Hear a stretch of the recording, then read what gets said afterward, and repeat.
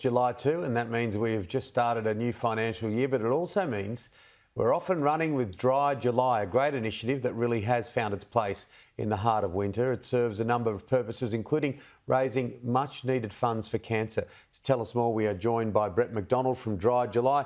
Morning, Brett. Morning, Tim. Thanks for having me on the show. How long have we been going for now with Dry July?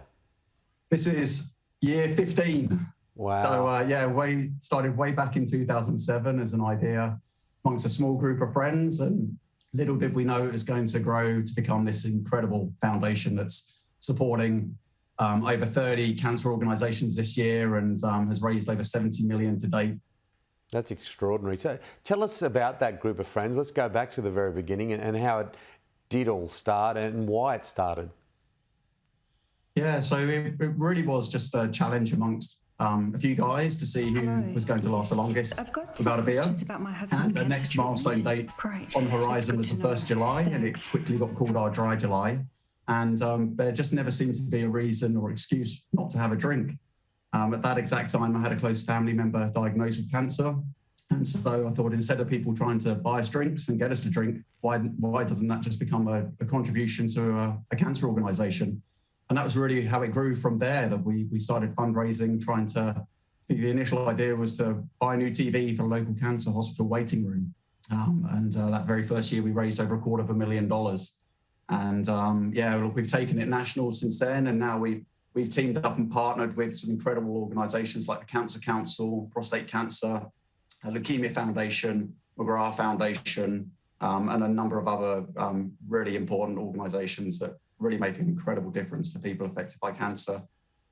Have you seen a big support from the corporate world? I know with September, and I'm very close with the Cerebral Palsy Alliance and the charities in and around cerebral palsy. My brother has a little boy who has cerebral palsy, and I know how closely they are aligned with corporates, and it's great to see businesses get involved. What about from your perspective?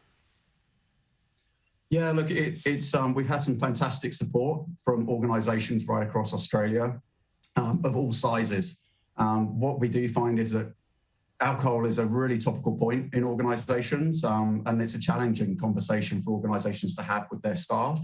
So it's a really fantastic opportunity. We're a light-hearted campaign.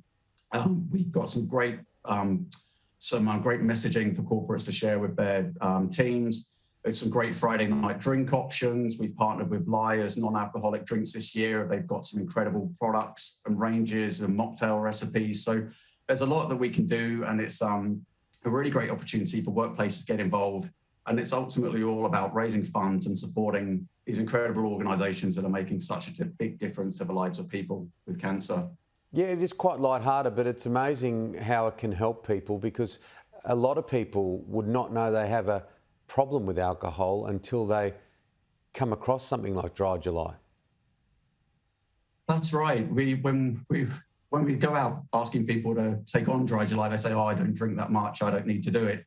But then when you actually ask them, well, actually just make a point of how much you do drink, and it quickly adds up.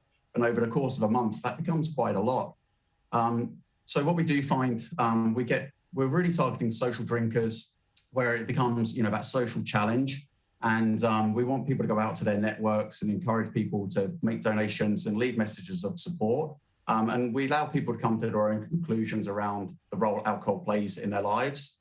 And one of the big stats that we do see is that people that do complete the challenge do actually go on to have a lasting change of their alcohol consumption and perspective. So there's so many benefits. We see it as a big win-win. Not only are you doing something great for your own health, you're also doing something great for a local cancer organisation.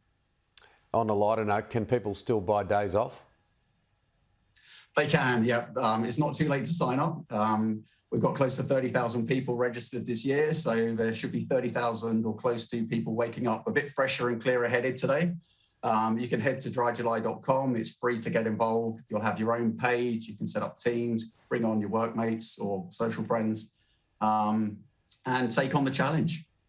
I do like the way that it's become quite competitive, and there's a scoreboard. A good mate of mine is all over it like a cheap suit, and he puts a lot out on WhatsApp, and there's a real sense of competition, which is fantastic, isn't it? Because in the end, it's raising more money for cancer. That's right. And there's so many stories that come out from the campaign. You know, we see people that just want to take a month off, and then we see people that are very close to cancer, and it's, you know, they're going through a really tough time right now. So just the stories and the support that we see in the community that's created around Dry July is just absolutely, it's so humbling and overwhelming to experience. You know, I'd like to say thank you to everyone that's on board supporting the foundation this year and fundraising, and, you know, doing some great things for their own health and some local cancer centres. Have we gone international, or is there any chance of that? Yep, we're across the ditch in New Zealand with Dry July, and we also operate as Sober October in the UK and Dry February in Canada. So it keeps us busy all year round. It must be great for you to reflect on 15 years, because when you think about it, 15 years is a long time, but I'm sure it's just rushed by, having founded Dry July all those years ago. It has. It's gone in a blink, to be honest. But, you know, in that time, we've supported over 80 organisations, funded over 1,200 projects and programmes, and they stretch from Cancer Council's National Support Line to specialist cancer care nurses with McGrath Foundation and prostate cancer. We're funding wellness programmes, transport to treatment, comfort items and upgrades to cancer centres. And particularly over the last couple of years with COVID, it's been, you know, it's such a challenging time for anyone going through that cancer journey. Appointments have been missed. You know, people haven't been able to get the treatment that they need. And so it's a vital time that organisations need this funding, and that patients and the services can get supported. Congratulations, Brett. Well done to you and your whole team, and all the best for the rest of Dry July.